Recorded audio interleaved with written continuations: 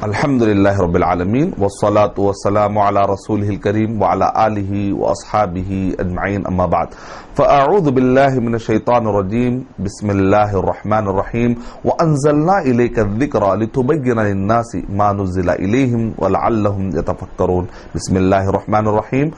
Rabbi shrah li sadri wa yassir li amri wahlul 'uqdatam min lisani yafqahu qawli.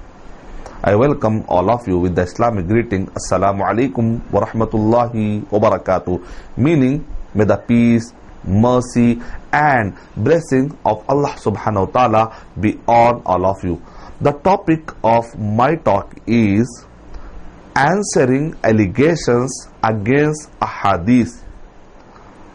The popular question is from Hadith rejector is, why do we need Ahadith to explain the Quran? Why can't we understand Quran directly by ourselves? Hadith rejectors, they are not going to agree with Ahadith. So inshallah I will give you the answer in the light of Quran. So our answer is, why we have to follow Ahadith? Why can't we understand Quran directly by ourselves? Then our answer is, because Quran itself orders Prophet Muhammad sallallahu alaihi wasallam to explain the Quran to the whole mankind. If you read Surah Nahl, Surah number 16, ayah number 44, Allah subhanahu wa ta'ala said in this ayah, wa anzalna ilayka dhikra litubayyina lin-nas. O Prophet Muhammad sallallahu alaihi wasallam, we have sent down the dhikr, and your duty is to explain this dhikr to the mankind. Allah subhanahu wa ta'ala did not say, O Prophet Muhammad sallallahu alaihi wasallam, your duty is to deliver the Quran. No. Allah subhanahu wa ta'ala did not say, litu'tiyan nas. Allah subhanahu wa ta'ala said, litubayyina linnas. Prophet Muhammad sallallahu alaihi wasallam was not like a postman, but in fact he was the messenger, teacher and the interpreter of the Quran. Prophet Muhammad sallallahu alaihi wasallam was a teacher, a muallim, and muallim's duty is not just to convey the word, but in fact he has to explain their meaning. This is simple logic. Imagine if a teacher enters in the classroom and he is a science teacher. Imagine a science teacher making the student by heart science instead of explaining it. Assalamu alaikum students, I am your science teacher, and he began to explain that E is equal to MC square. Tomorrow I will show you another concept. Hope you have understood. If I don't explain properly, then the student will ask me, sir, are you a postman or a teacher? With this example, we can easily conclude that the muallim means to explain the syllabus, and the muallim's duty is to explain the Quran, and Prophet Muhammad sallallahu alaihi wasallam was a muallim, which means we have to obey and we have to follow Ahadith to understand the explanation of the Quran. And I would like to give you 6 types of Quranic evidences which are clearly proving that we need Ahadith to understand the Quran in the right perspective. First evidence is, the Sunnah explain the commands of the Quran in detail. Second evidence is, the Sunnah establishes a meaning when a number of meanings are possible. Third evidence is, the Sunnah can specify exceptions to a general rule. Four evidence is, the Sunnah also gives additional injections in a number of issues. Fifth evidence is inadequacy of language alone to understand Quran. And sixth evidence is the Prophet's authority to make laws. Holy Prophet Muhammad sallallahu alaihi wasallam as a lawmaker. Why then have the Hadith rejector? Okay, always the Hadith rejectors, they are saying and they are uttering, enough for us, Quran is enough for us, Quran is enough for us. So our counter argument is, why then have all the Hadith rejectors not suffice themselves with the text of the Quran and have written huge volumes?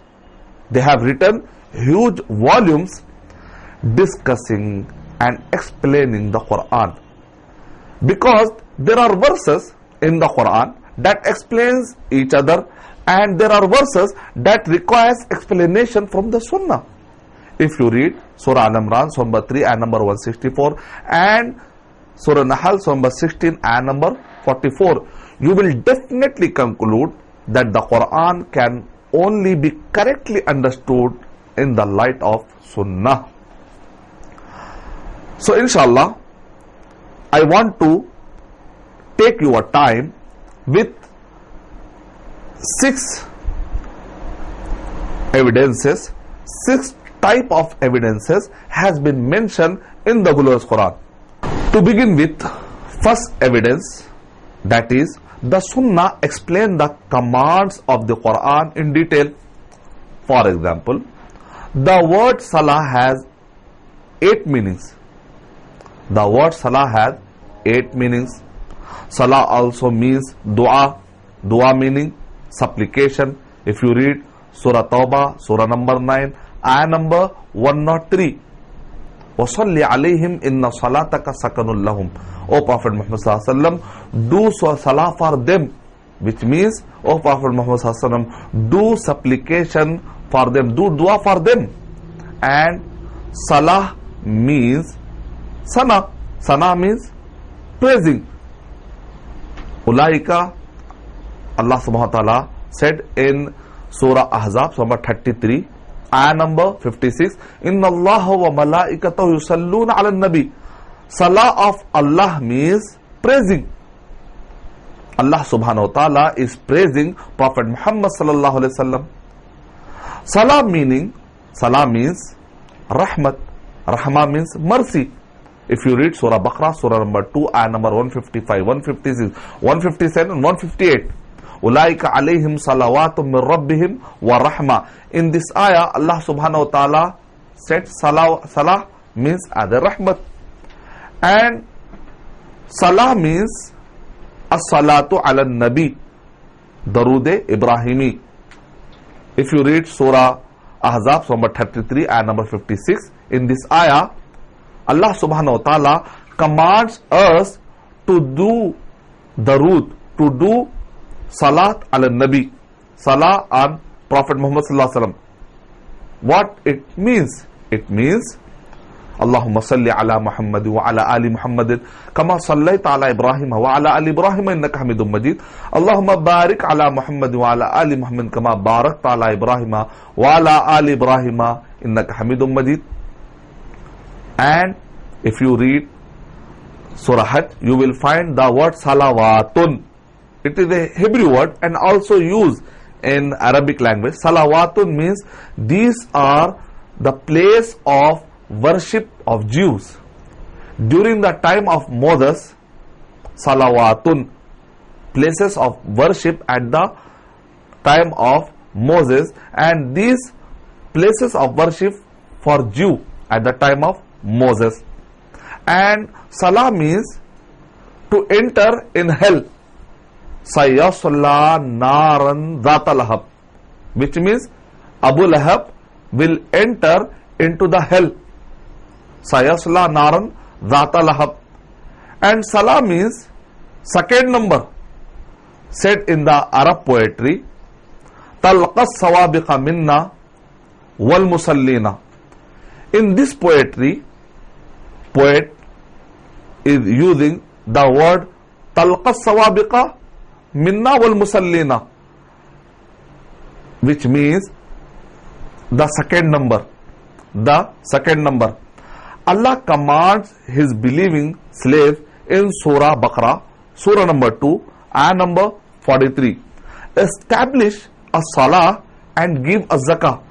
So my question is, which type of salah is meant here?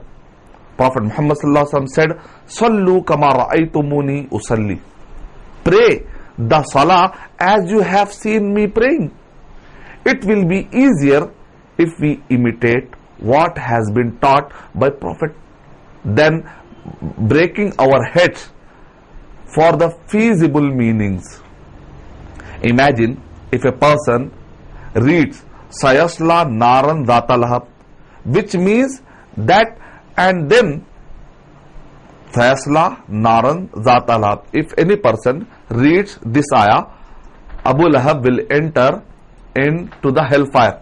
Sayasla means entering into the hellfire. And then after reading this, he kindles a fire every now and then, thinking he is offering salah. Then someone can ask him, hey mister, you were Muslim earlier, how come you became a fire worshipper? In Arabic, the word salah comes from the root word silwain, meaning two major veins which runs from the back to the two legs also. Now, when we do ruku in our salah, these two ways give movement. But if someone doesn't understand, the meaning of silwain as the Prophet understood, then he might think that the movement of these veins can also means dance. So he might dance 5 times a day instead of praying. For the sake of argument, if we consider salah as doing prayer with particular action, then how many actions will there? How many times? In what manner? All this well explained only in the Ahadith. And Prophet Muhammad sallallahu alaihi wasallam is a clear example